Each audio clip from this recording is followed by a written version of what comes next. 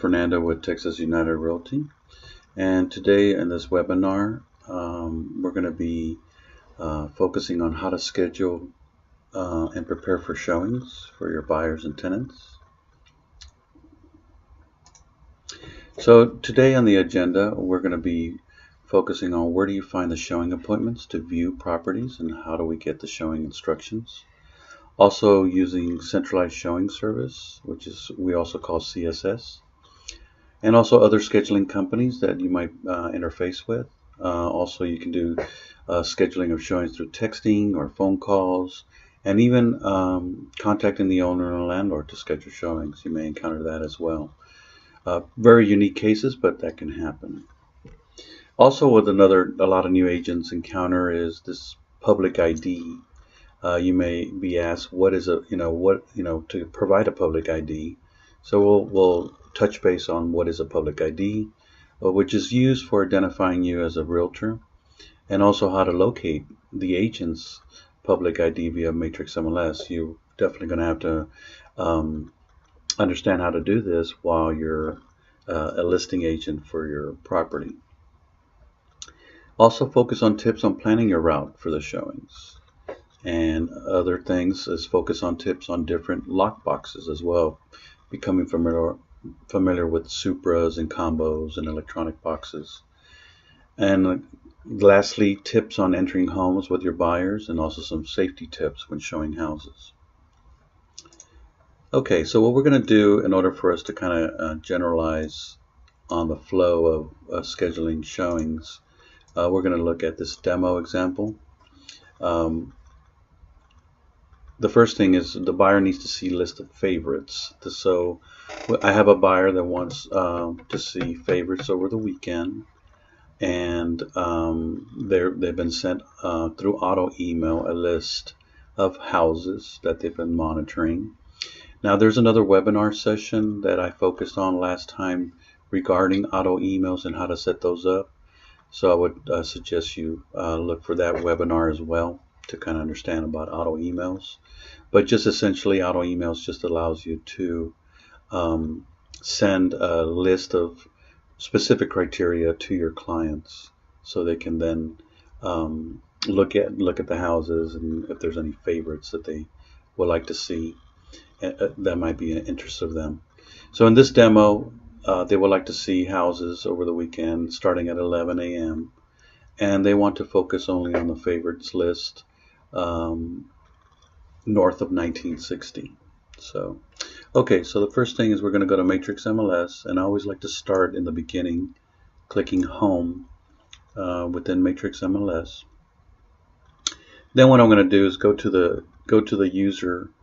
So we're going to go ahead and go to the user that wants to see houses that I already have pre-set up, and then click on their auto email list. So I'm going to go ahead and open that and click on list of homes, and this is particularly in the Humble area. And then what we're going to do here is click on results and look at the list of homes that they've been receiving through auto email. Now, as you can see, this list is going to have already little heart icons. These are favorites that the users or the buyers have selected when they go into the portal. So I'm going to go ahead and just sort that out by clicking the upper columns. This is kind of, if you're familiar with Excel spreadsheets, you can always click the top column and it sorts that information in ascending order. So for here, I'm going to go ahead and click the column for the favorites, just so I can gather them all in the same place. And then what I'm going to do is I'm actually going to select the individual listings that they were interested in, but only the favorites, meaning the ones with the hearts. Now, if I go back to the demo example, it says here that the buyers would like to focus only on the favorites list north of 1960. Now, so I can assume that they just selected several. So let's go ahead and click on map, just to map these favorites out. And you will notice in the map that here's 59 and here's 1960, but it's shaded in several areas here between north of 59 and south, and or I should say west and east of 59. But there's some houses over here on the east side and plus underneath 1960 as well. So they really wanted just more in the north of 1960. So, and they only want it in this particular area. So what we're going to do is we're going to shade this area, do a polygon, and only select the area that they're interested in. So we're going to go ahead and select the area that they're interested in. And it's going to shade that area. Now what we're going to do is delete the other shaded areas so we can just focus on that particular shape. Okay, so now we only have that particular area that we're going to be focusing on. All right, so now we're going to go to results, and we only have those particular items or houses. Okay, so so let's see, what else do we need to do here? So now we're going to be planning our route. So the first thing that we need to do for planning our route is to click on this button down here. This button or this command bar has a command called directions, which is really useful for you to plan the route of all these houses. So what we're going to do is click on directions. And what it's going to do, it's going to actually look at all those selected items or those houses and then route them for you, which is really, really useful tool. So it puts them in order. Like, okay, you can, it'll number the first listing at, which is number 1, and then the next one will be number 2, and so on and so forth. So this is real neat. So you can, like that, you can ensure that your route is already lined, and then you don't have to be like going, okay, I wonder where this house is located or where that house is located. So going back to our presentation, you select the list of homes, then use the directions command bar. Now typically when you're looking at these homes that you're trying to schedule, typically buyers take about 15 to 20 minutes to view a house. So kind of keep that in mind. That's kind of sort of in my experience, that's what I've been noticing. Also, I would suggest you plan about 2 houses per hour. And this includes the showing and the car trip as well. So that's a good rule of thumb whenever you're scheduling houses to do that. Make a list of the first house, second house, and so on and so forth. So you can jot this information down and go, okay, the first house is Foxcliff, followed by Fox Forest, and so on and so forth. And this list order will help you in creating the schedule. Okay, so the buyer needs to see houses this weekend, and starting at 11 a.m. There are about 5 houses. Well, here in this presentation, there's really 6, but those are the houses they want to see. So in order for you to schedule these particular homes for showing, and remember the buyers wanted to start at 11 a.m., you would schedule the first 2 houses, which is number 1 and number 2 in our example here. Foxcliff and Fox Forest would be from 11 to 12, and then followed by Maple Fox and Foxmar, which would be between 12 and 1, and so on and so forth. So that's how you start to schedule the route. Now that you have the route in place, now it's time for actually looking to see how to schedule those houses. Now there's some instructions within MLS listings that tell you how to do that, how to go about scheduling these showings. Now I have an excerpt here of what the screen will look like whenever you click on the matrix MLS. So what I did is actually, you can click on these MLS numbers. Once you click the MLS number, it provides you with the listing information, and then there's sections in here about how to schedule. So in my example here, you'll have different areas where it's going to tell you how to do that. So for example, I highlighted here appointment number, and that's the number. So here it's telling me that I have to contact the agent to schedule this showing. Now here, I actually picked this one on purpose. It's very cryptic. This is actually telling me how to go about scheduling the showing.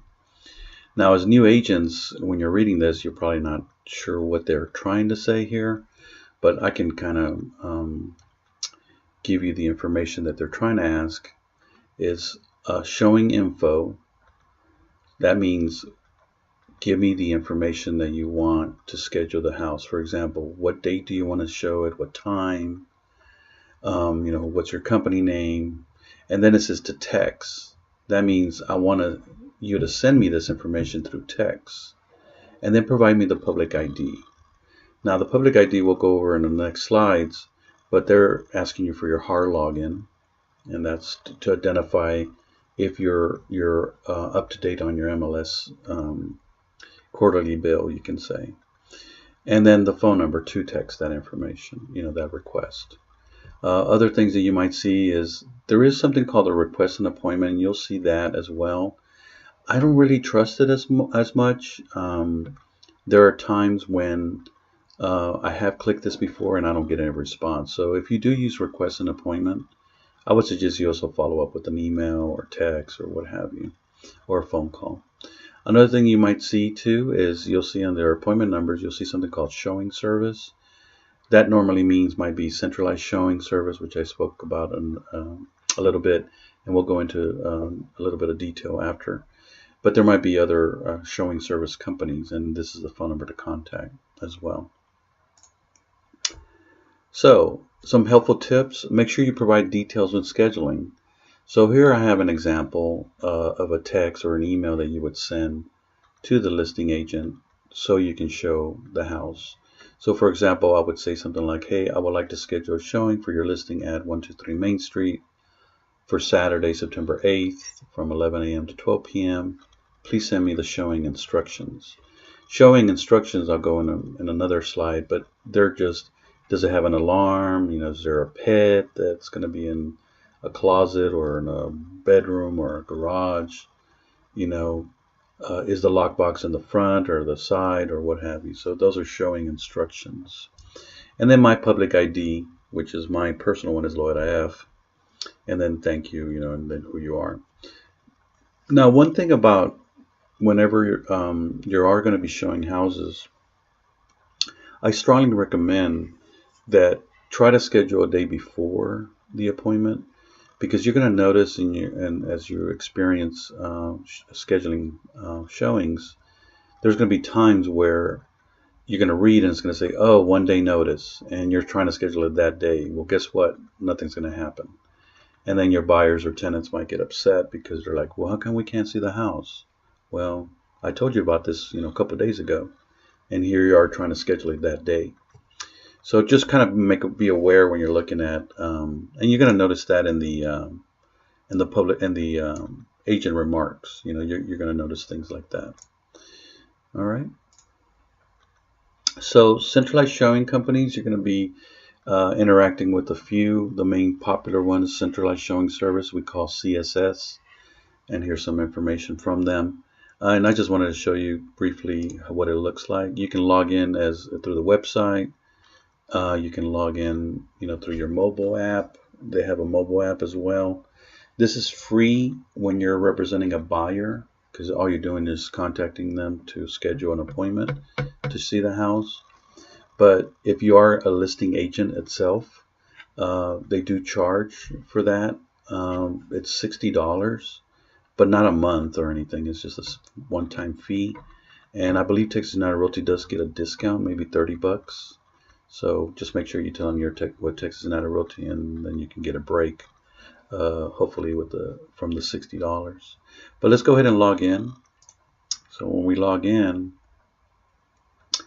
it's going to take us to their main menu. And whenever you're going to schedule a showing, you go to this button called Schedule. And then you can either type the MLS number or you can type in the address. So what I normally do is I go to Matrix MLS, and then I go to the rows of data, and then I usually just copy, I kind of go and copy the MLS number. You can just highlight it, Control C for copy, or Command in the Mac, and then just place it on there, and then click on search listings, and then you can just schedule the appointment. And then there's other companies like I mentioned before. So what do we mean by a public ID? I know I mentioned it a couple times, and in your beginning stages as a realtor, you're probably starting to hear that a lot. What it is the public ID is the agent login name within Matrix. It's also known as the agent MLS ID, and it's used by other realtors to determine if you're an active MLS member. So let's go ahead and go to Matrix MLS and see how to do a search for an agent's public ID. Again, go ahead and just click on Home. I always like to start at the beginning. And then you click on Search. And then you click on Agent under Search. And then it's going to ask you for the name. So I'm just going to put my name. And once I type in my name here, it says I found one match, click Results. And voila, there I am. There's my agent public ID. So you can just click on that just to ensure that that is the right person. And my contact info, company information. So that means I'm an active member of MLS. So that's really about how you find the agent's public ID. And this is real useful when you're a listing agent, in particular for showings. And you're going to have to do this quite a bit, actually. Alrighty.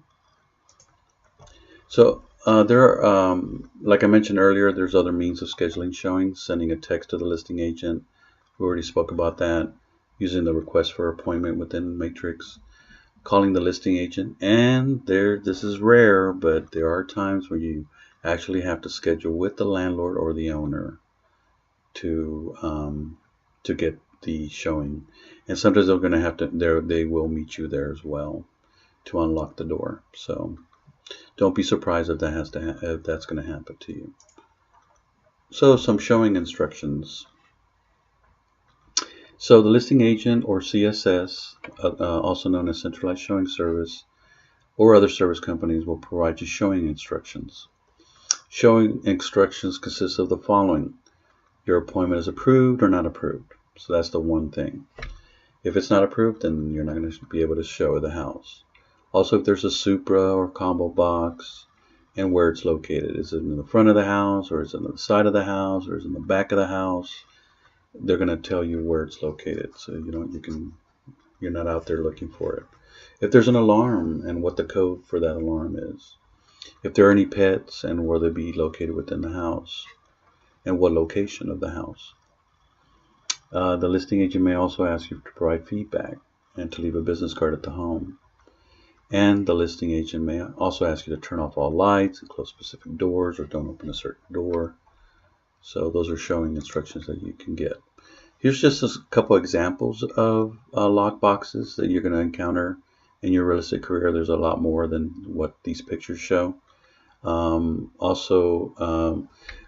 particular one is going to be like this electronic box. This is used a lot with Camillo Properties, the rental company. You're going to interact with them a lot, and this one, they're going to provide you with, for rentals, they're going to provide you with an 800 number. You're going to call, then it's going to ask you for the serial number. You can barely see it here, but it's going to ask you for a serial number. Then it's going to send you the code, and then you have to type in the code. So you're going to interact with that a lot. Of course, the Supras, they're the ones that you use your E key, and then there's other combinations of 3 dials or 4 dials and all sorts of stuff that you're going to encounter in your real estate business. So tips on entering and leaving a home. This is pretty important to understand, and you should be able to put this as a routine. So make sure you always carry your phone at all times. This is really, really important to do because you're showing homes and you want to be make sure the security for yourself and of course for your clients. And follow the instructions for opening the house. This is really critical. They might say you need to open the back door first and then open the front door second.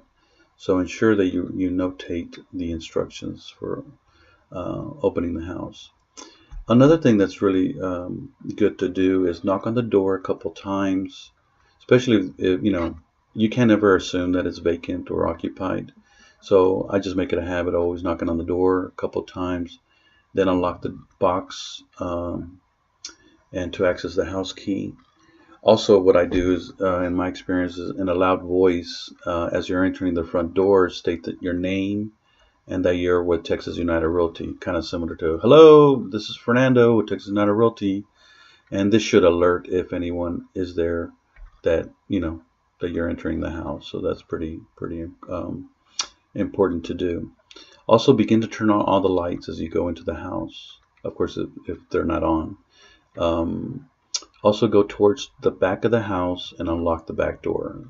That should be something that number one. So as soon as you open the front door, go towards the back door and unlock it. This is a good habit to do and ensures an exit strategy in case of emergencies. After you show the home, ensure that you leave the home as you found it.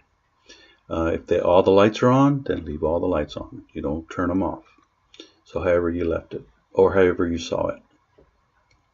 And then ensure you lock all exterior doors and put the key back in the lockbox. There's been times where some listing agents, forget to put, they carry the key with them. They're in a hurry. They take off. They end up losing the key. And then the listing agent will contact you going, "Where's the key?" Because they know you were there. You scheduled the showing. If you lose the key, there's probably going to be a $25 lost key charge. So kind of keep that in mind. To always ensure to put the key back in the lockbox. So, some helpful tips. You're out there. You might be in a rural area. It's also going to be getting dark soon through the fall. Here's some tools that you should carry. And I wrote on here, "You will thank me later." Phillips and flathead screwdriver. WD-40, flashlight, duct tape, tape measure. I actually have a digital tape measure, which works really well because sometimes clients will say, "Well, I wonder how big this room is." A pocket knife and a small hammer. This is really, really important to carry because you're going to encounter these lock boxes that are really, really in bad shape. The sun's been hitting them, the weather's been hitting them really hard. And they get stuck. And so many times I've carried, this WD-40 that I carry with me. It's great because I just spray it and it loosens it up and I'm able to unlock the box to take the key out. It's kind of embarrassing when your clients are just waiting for you to unlock a box and you're not able to. They actually go, "What's wrong?" Pocket knife is really helpful too because I can, of course, after I put in the code, I actually use the pocket knife to kind of pry open the door a little bit because it probably might be stuck. Another thing is carry an umbrella and rain boots. Weather's very unpredictable, and you're there to show houses, and then the weather all of a sudden starts raining. So some safety tips. Again, always carry your phone with you at all times. Ensure a family member or friend knows your showing schedule. Text them periodically. Say, "Hey, I'm okay," just tell them, "Hey, I'm almost done," what have you. So like that, you can ensure your family or friends that you're safe. Be aware of dogs. That's really important too. Lock your car doors after every stop. It's amazing that, we're in a rush to unlock the box and get the key out to show the house, and we do not lock our doors of our own car. And a lot of us carry those signs on the side that we're realtors. Well, guess what? Everybody can assume that there's some kind of important documentation or money sometimes, because we carry money for like money orders and things like that for leases, or cashier's checks for earnest money as well. As soon as you unlock the front door, go immediately to the back door to unlock it. I had mentioned that before. Make sure you have plenty of gas. There's going to be times you might be showing 10 houses. And if you're running low in gas and you're out in the boonies, that could be a problem. Make sure you don't have a slow tire leak. Look at your tires and make sure you're okay on that. You don't want to get stranded. Also, have a good spare tire as well. And ensure you have a flashlight. It's going to get dark early in the fall, and you have to show houses. It's amazing how especially with investors, oh my Lord, they always want to see houses all the time, and there's times where it's dark, and I've been showing houses with the flashlight. So anyway, I had a couple questions before that I wanted to reiterate. Another one was, or one that asked me was a previous realtor, is can they give the code out to investors in particularly? And the answer is no. You can get in big trouble. So please, whenever you get the showing instructions and it's a combo code, you cannot give that code out to anybody. No buyers. Yeah, you might be running late or whatever it is, and they ask you, hey, well, just since you're running late, just give me the code anyway. Nope, can't do that. Another thing is you can't lend your phone to another realtor or someone else, which is your e-key, and they go, hey, well, let me borrow your phone, because my phone's not working or something, and I need to access a Supra. And they want to use your e-key on your phone. Well, that's definitely not a good idea either. I believe there's a $500 charge if they actually ask you, if they find out that you lend your e-key to somebody else. So just, please don't, you have to be the one showing the house yourself. So anyway, so I just wanted to thank everybody for your time. And I hope that this webinar is resourceful. And I appreciate your time. Thank you very much. My name is Fernando with Texas United Realty.